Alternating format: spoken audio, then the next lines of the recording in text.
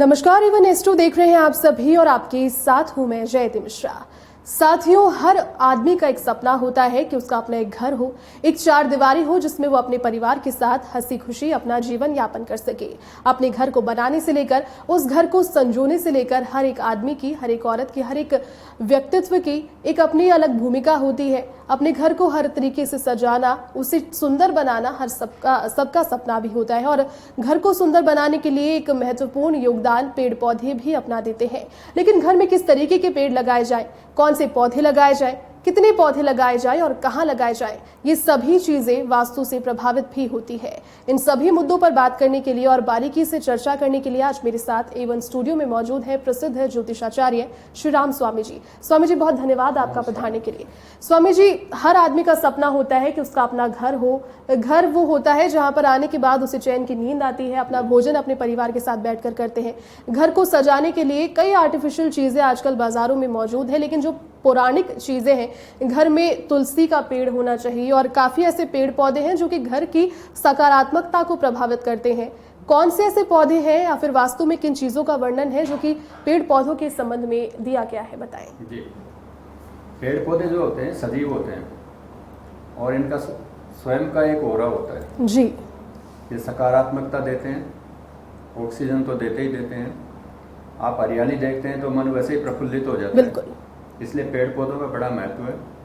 ये हमारे साथ में आयुर्वेद के संबंध में भी इनका बहुत ही ज़्यादा महत्व है जी। सर्वप्रथम तो ये बताना चाहूँगा कि आजकल फ्लैट की संस्कृति चल गई है जी। तो फ्लैट में इतनी कच्ची जगह रहती ही नहीं है और जो जगह मिलती है बालकनी वगैरह में उसमें आप थोड़े बहुत गमले रख सकते हैं, बड़े पेड़ उसमें नहीं रख सकते हैं जी। अगर आपके पास खुला प्लॉट है या बंगला है उसमें आप बड़े पेड़ लगा सकते हैं। तो बड़े पेड़ों में मुख्य रूप से जो वास्तु में वर्णन किया गया है वो 4 पेड़ों का किया गया है। पीपल का पेड़, बड़ का पेड़, प्लक्स यानी पिलखन बोलते हैं जिसको, पाकड़ भी बोलते हैं उसका पेड़, और गूलर का पेड़। ये जो 4 पेड़ होते हैं ये बड़े पेड़ होते हैं जी। अगर आप भूखंड खरीद रहे हैं और भूखंड के आसपास में इस तरह के कोई पेड़ हैं तो आपको पहले निर्णय करना चाहिए कि ये भूखंड खरीदना चाहिए या नहीं खरीदना चाहिए। आपके घर के पूर्व दिशा में पीपल का पेड़ नहीं होना चाहिए जी। घर के अगर पूर्व दिशा में पीपल का पेड़ है वो शुभ नहीं माना गया है।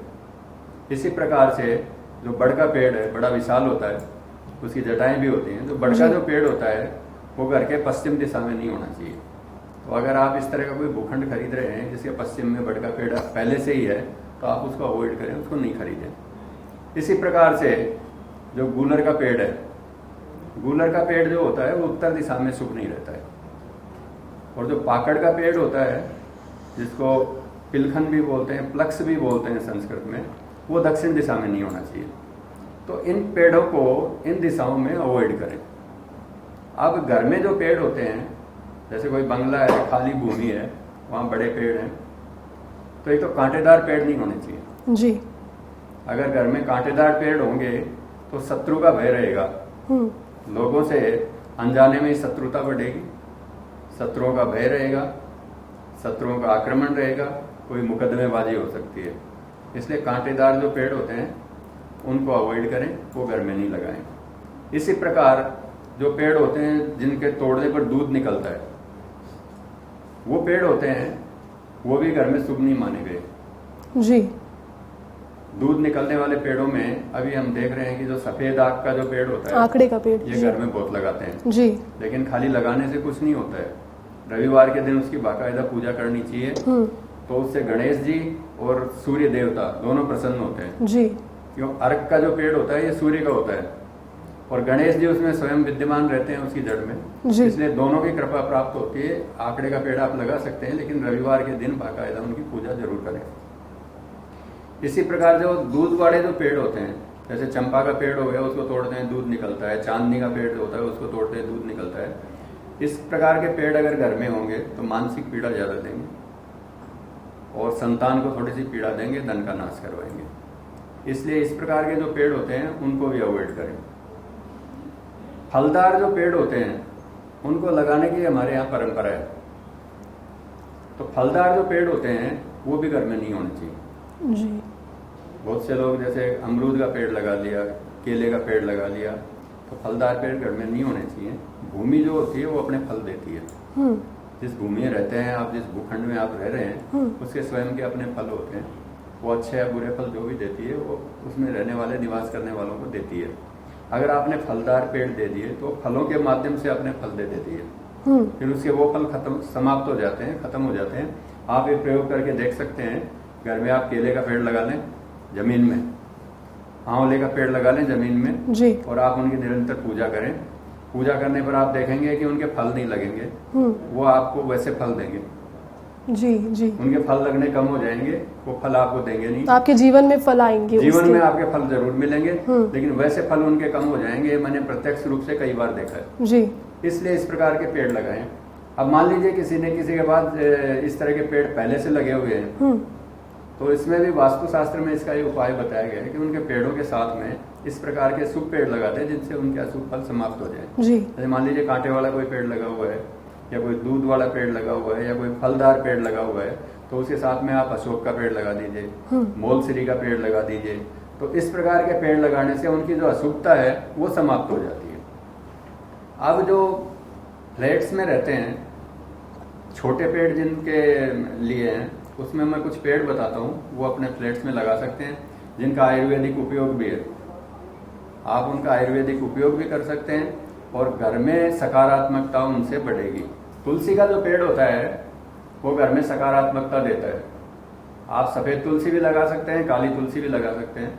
घर का जो उत्तर पूर्व का कोना है, जिसको ईशान कोण बोलते हैं, वहां आप तुलसी का पेड़ रखिए, वो आपको निश्चित रूप से सकारात्मक ऊर्जा प्रदान करेगा। इसी प्रकार से धतूरा, जी जी। वैसे तो विशैला पेड़ है, लेकिन धतूरे के पेड़ को, इसमें भी खास तौर से जो काला धतूरा होता है, वो आप एक गमले में लगा करके और अपने दरवाजे के पास रख सकते हैं। इसके लगाने से किसी भी प्रकार की नकारात्मक ऊर्जा आपके घर में प्रवेश नहीं करेगी, कोई टोने टोटके का असर नहीं होगा। काला धतूरा आप रख सकते हैं जी। इसी प्रकार से अड़ूसा, अड़ूसा का जो पेड़ होता है इतना बड़ा होता है, झाड़ी नुमा होता है, जंगल में बहुत होता है। आप एक गमले में लगा लें। खांसी के लिए रामबाण दवा है। अड़ूसे के पत्तों का जो काढ़ा लिया जाता है वो खांसी की रामबाण दवाई है। पहले जो दवाई आती थी, ग्लाइकोडिन आती थी, उसमें अड़ूसे का ही तत्व होता था। इसलिए अड़ूसा आप घर में रखें, किसी का खांसी हो जाए तो आप उसको यूज में ले सकते हैं, काम में ले सकते हैं। बेल जैसे लगाते हैं, कई लोग बेल भी लगाते हैं जी। बेलों में अपराजिता की जो बेल है वो श्रेष्ठ है। अपराजिता दो प्रकार की आती है, सफेद भी आती है, नीली भी आती है, दोनों लगाएं। अपराजिता को विष्णुक्रांता भी बोलते हैं, योनि पुष्पा भी बोलते हैं, अपराजिता भी बोलते हैं। इसकी जो बेल होती है और इसके जो पुष्प होते हैं, ये सभी देवी देवताओं को बहुत ही प्रिय हैं। आप उनको देवी देवताओं को चढ़ाने के काम में ले सकते हैं। तांत्रिक उपयोग भी इसका होता है, रसायन निर्माण में भी इसका उपयोग होता है। अपराजिता की जो बेल होती है वो सर्वश्रेष्ठ है जी। दूसरी जो बेल है वो मालती की। मालती के जो पुष्प आते हैं वो गुच्छों के रूप में आते हैं, तो मालती की बेल आप लगाएं। मालती का आयुर्वेद में भी उपयोग है, घर की सुंदरता को भी बढ़ाएगी। बसंत कुसुमाकर रस और बसंत मालती, ये मालती के पुष्पों से ही बनती है, तो ये गंभीर बीमारियों में ये दवाई काम आती है। इसलिए मालती का जो पुष्प होता है, मालती का जो पेड़ होता है, ये सौंदर्य को बढ़ाएगा और आपके घर की जो आबोहवा है उसको बदलेगा। जी। इसी प्रकार से जो छोटे और जो पेड़ हैं, पुष्प के जैसे गेंदा है, गेंदे का पेड़ आप लगा सकते हैं। गेंदे का पेड़ सुंदरता निश्चित रूप से बढ़ाएगा। उसके जो पुष्प हैं वो आप पूजा में काम में ले सकते हैं। दूर्वा जो होती है, दूब जो होती है, ये राहु की वनस्पति है जी। इसलिए गमले में आप दूर्वा भी लगा के रखें। राहु की शांति के लिए इसमें जल डालें, तो दोनों काम होंगे। आपके घर की सुंदरता भी बढ़ाएगी और इसको तोड़ करके आप गणेश जी को भी चढ़ा सकते हैं। तो ये मतलब कई प्रयोजन इनसे सिद्ध हो जाते हैं। तो इस प्रकार के पेड़ जो है आप लगाएं। अश्वगंधा का भी लगा सकते हैं आप। तो इस प्रकार के पेड़ जो है घर में आप रखें, उनसे सकारात्मकता भी बढ़ेगी और औषधीय प्रयोग भी आप उनका कर सकते हैं। जी। तो साथियों, जिस तरीके से पंडित जी ने आपको काफ़ी बारीकी से बताया और मेरे ख्याल में ऐसी चीज़ें, ऐसे तथ्य बताए हैं जो आज से पहले हमें पता भी नहीं थे। पेड़ों का महत्व, पेड़ कितने सजीव होते हैं और एक इंसान की भलीभांति ही परिपक्व होते हैं, उसके साथ में उनकी जड़ें बढ़ती हैं और एक तरीके से आयु भी पेड़ों की होती है और प्रभाव भी काफ़ी ज़्यादा होता है। सभी तथ्यों को बताया गया और आशा करते हैं कि ये सभी आपके जीवन में महत्वपूर्ण भूमिका निभाएंगे और आगे चल के आप भी खुशी की ओर अग्रसर अवश्य होंगे। फिलहाल पंडित जी आप आए और आपने सारी जानकारी साझा की, बहुत धन्यवाद आपका पधारने के लिए। इसी प्रकार के तमाम अन्य तथ्यों को देखने के लिए भी आप सब्सक्राइब कर सकते हैं एवन एस्ट्रो के चैनल को। फिलहाल के लिए नमस्कार। नमस्कार।